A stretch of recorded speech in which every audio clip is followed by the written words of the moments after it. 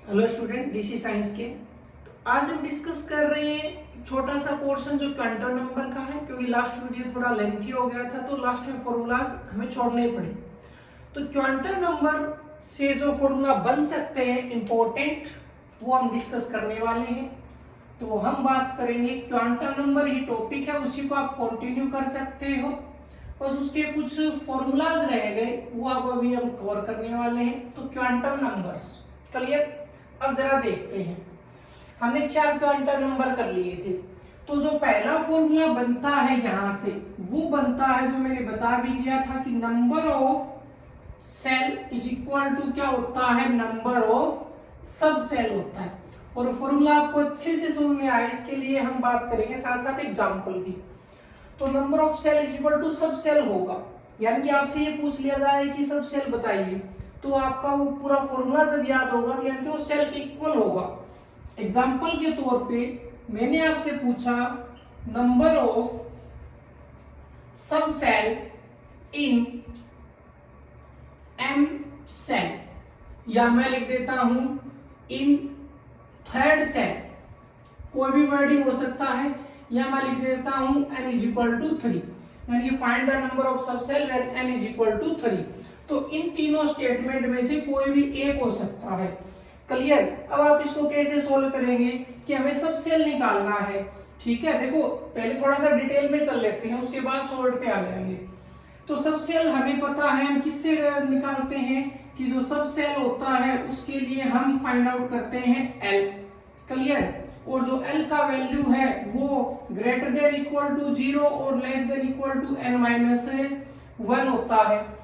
अब ये 3 है तो n-1 कितना आ जाएगा, 0। तो L के वैल्यूज कितने आ जाएंगे, 0, 1 और 2। 0 से शुरू होना है। सिंपल भाषा में देखो, अगर ये प्रॉब्लम करे ना ये इतना, तो सिंपल भाषा में यह है कि 0 से शुरू होना है और कहां तक जाना है, n-1 तक जाना है। n-1 का मतलब 3-1 कितना है, 2। तो 0 से 2 पे जाना है, तो 0, 1 और 2 हो जाएगा। क्लियर।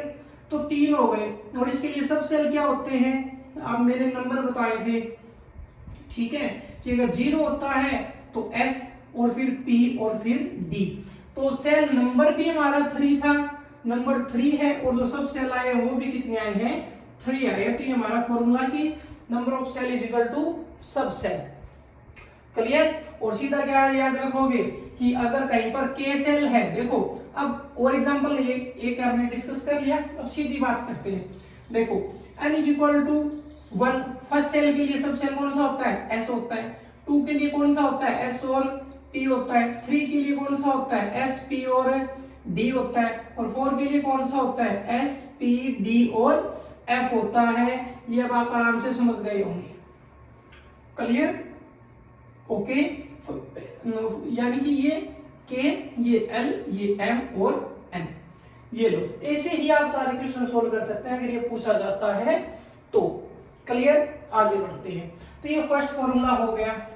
ओके, आराम से देख लीजिएगा। हालांकि जो लास्ट टेबल मैंने करवाई है मैग्नेटिक क्वांटम नंबर में, जो हमने बड़ा टेबल किया है लास्ट, उसको करने के बाद शायद कोई प्रॉब्लम आएगी नहीं। तो नेक्स्ट फॉर्मूला हमारा होगा, उसके बाद हम जाएंगे किस पर, ऑर्बिटल्स पर जाएंगे। क्लियर। अब सेल में तो सब सेल पूछ लिया, अब आपसे पूछ लिया जाए क्या, आपसे ऑर्बिटल्स के बारे में बात कर ली जाए। तो ऑर्बिटल्स के लिए कैसे लिखा जाएगा कि नंबर ऑफ ऑर्बिटल्स इन ए सब सेल। ठीक है। तो नंबर ऑफ ऑर्बिटल्स अगर पूछा जाता है, किसमें पूछा जाता है, सब सेल में, तो उसका फॉर्मूला क्या रहेगा, L+1 रहेगा। क्या रहेगा, L+1 रहेगा, ये सॉरी 2L+1 रहेगा। क्लियर। अब देखते हैं कैसे हुआ। तो हमें क्या निकालने हैं, ऑर्बिटल्स निकालने हैं। ऑर्बिटल्स का मतलब किस पर बात करनी है, M पर बात करनी है, और सब सेल मतलब L। ठीक है। तो नंबर ऑफ ऑर्बिटल्स निकालने हैं। अब आपसे अगर ये क्वेश्चन पूछ लिया गया क्या कि find out number of orbitals when सब सेल इज p पूछ लिया, या तो ये दे देंगे सब सेल इज p, देखो वर्डिंग अलग अलग दी जा सकती है, या ये पूछ लेंगे कि l is equal to 1, l is equal to 1। ये दो तरीके से पूछा जाएगा, या तो ये स्टेटमेंट या ये स्टेटमेंट। क्लियर। अब हम इसको हल कैसे करेंगे, इसको सॉल्व कैसे करेंगे, तो देखो ऑर्बिटल्स तो l का जो वैल्यू होता, n का जो वैल्यू होता है वो हमें पता है माइनस l से शुरू होता है और कहां तक जाता है, प्लस l तक जाता है। क्लियर। अब हमारे लिए l कितना दे रखा है, 1 दे रखा है, और 1 के लिए क्या होता है, p सब सेल होता है। एक तो सीधा याद ही होगा कि p के लिए 3 होते हैं, सर याद है हमें, लेकिन हम निकालेंगे कैसे कि m के वैल्यूज कितने आ जाएंगे, -1, 0 और +1। ठीक है, तो कितने ऑर्बिटल्स बनेंगे, 3 बनेंगे। एक तो ये सोल्व किया। अब बात करते हैं फॉर्मूला की कि फॉर्मूला कैसे अप्लाई करेंगे। तो फॉर्मूला से देखना है तो l का वैल्यू कितना हो गया, 1 हो गया, तो 2 मल्टीप्लाई l का वैल्यू 1 + 1 तो कितना हो जाएगा, 3। तो कितने हैं, तो हमने एक तो ये आंसर निकाल दिया कि 3 है, और या पूछ ले कि कौन कौन से होते हैं, कौन सा होता है, तो 3 होते हैं, -1, 0 और +1। तो ये दोनों तरीके से सॉल्व हो गया। क्लियर। तो एक तो या तो आप फॉर्मूला लगा लीजिए कि वैल्यू पुट कर दिया l का। क्लियर। और अगर l का वैल्यू पुट नहीं होता है तो हम ऐसे भी सॉल्व करते हैं। क्लियर। ऐसे जो हमारा प्रॉपर मेथड है। क्लियर। तो हर एक के साथ एक एक एग्जांपल हम कर रहे हैं। कोई और भी पूछ लिया, जैसे l = 3 के लिए पूछ लिया। अब आपको पता है 3 के लिए -3, -2, -1, 0, +1, +2 और +3 ऐसे निकाल लो। और ऐसे नहीं निकाल सकते तो l का वैल्यू 3, तो 3 × 2 + 1 कितना आ जाएगा, 7, यानी कौन सा होगा, f होगा। कौन सा होगा, f होगा। तो आप ऐसे कर सकते हैं। अब ये तो हमने ऑर्बिटल्स में निकाल दिए सब सेल, सॉरी हमने ऑर्बिटल्स निकाले सब सेल के अंदर। अब किसमें और पूछ ले, इसमें पूछ ले सेल्स में, यानी कि यही है क्या, हमसे पूछ ले number of orbitals in a shell पूछ ले। किसमें पूछ ले, सेल के अंदर कितने हैं। तो हमारा फॉर्मूला हो जाएगा n²। क्या हो जाएगा, n² हो जाएगा। कैसे, मतलब देखो यहां सब सेल में पूछा तो फॉर्मूला सब सेल को हम किससे रिप्रेजेंट करते हैं, l से करते हैं, तो फॉर्मूला l का ही बनेगा। सेल को हम किससे रिप्रेजेंट करते हैं, n से, तो फॉर्मूला किससे बनेगा, n से बनेगा।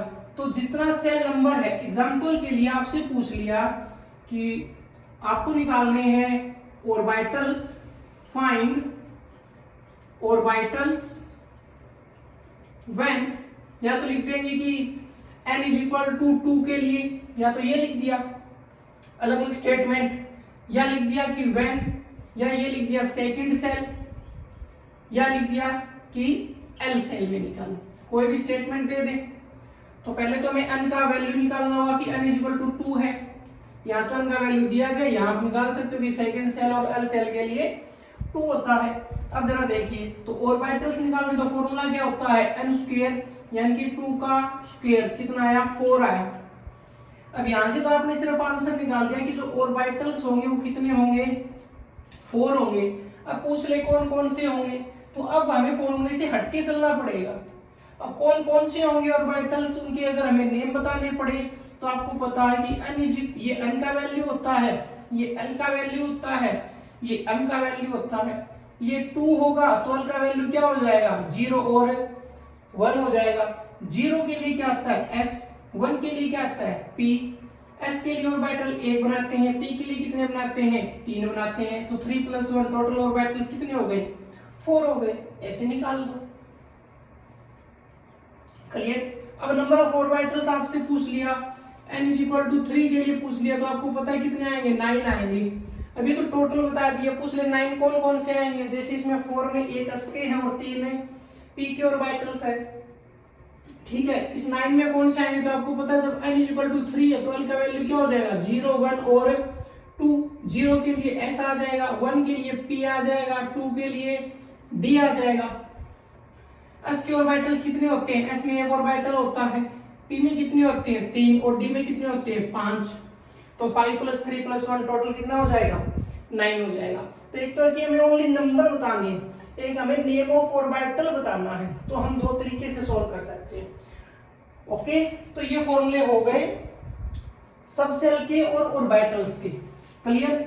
अब दो फॉर्मूले और देखते हैं जिसमें इलेक्ट्रॉन की बात की जाएगी। और कल मैंने आपको एक चीज पहले सिखा दी थी कि अब आगे टॉपिक पढ़ेंगे पूरी एक्सक्लूजन प्रिंसिपल, ठीक है। और उस टॉपिक में हमें इलेक्ट्रॉन फीलिंग के बारे में सीखना है। क्लियर। तो वहां से हमने रिजल्ट निकाला था कि एक ऑर्बिटल में 2 इलेक्ट्रॉन आते हैं। फिलहाल हमने इतना ही सीखा था, ये मतलब उसका एक रिजल्ट ही उठाया था। आज हम उस रिजल्ट का यूज करके कुछ नए फॉर्मूले बनाएंगे। जैसे अब एक यही पूछ ले, अब यहाँ पे तो हमने सब सेल निकाला है, इन दोनों में हमने ऑर्बिटल निकाले। क्लियर। अब निकालते हैं किस क्या, number of electron in a shell. Number of electron किसमें निकालने हैं, सेल में निकालने हैं। तो देखो जरा फॉर्मूला क्या बनेगा। अब एक चीज ये देखिए कि इलेक्ट्रॉन फिल किस में किए जाएंगे, ऑर्बिटल्स में किए जाएंगे, ठीक है। तो पहले तो नंबर ऑफ ऑर्बिटल पता होना चाहिए। एक ऑर्बिटल में 2 इलेक्ट्रॉन आते हैं, तो इलेक्ट्रॉन निकालने हैं सेल में, तो पहले ऑर्बिटल अगर निकालने पड़े तो फॉर्मूला क्या था, n स्क्वायर। और एक ऑर्बिटल में 2 इलेक्ट्रॉन आते हैं तो मल्टीप्लाई मैंने कर दिया 2 से, तो क्या बन गया 2n स्क्वायर। तो अगर नंबर ऑफ इलेक्ट्रॉन निकालने हो सेल में तो फॉर्मूला क्या बनेगा, 2n स्क्वायर। एग्जांपल जैसे कि मुझे दे दिया गया n = 3 और मुझसे पूछ लिया गया फाइंड नंबर ऑफ इलेक्ट्रॉन। अब मैं पहला फॉर्मूला ये सीधा लगाऊंगा कि 2 × 3 स्क्वायर, तो मुझे ही पता चले कितना आएगा 9 और ये कितना हो जाएगा 18 इलेक्ट्रॉन आएंगे। क्लियर। अब पूछ ले कि 18 का डिवाइडेशन क्या है, तो हमारा तरीका वही कि n = 3 है तो l के वैल्यू क्या हो जाएंगे 0, 1 और 2, यानी कि s, p और d। s में कितने इलेक्ट्रॉन 2 इलेक्ट्रॉन, p में कितने इलेक्ट्रॉन 3 ऑर्बिटल है तो 6 इलेक्ट्रॉन, d में कितने 5 ऑर्बिटल्स है तो 10 इलेक्ट्रॉन। या s को बना लो कि ये s बना, ये क्या बना p बना, और ये क्या बना d, जिसमें हम कितने बनाते हैं 5 बनाते हैं।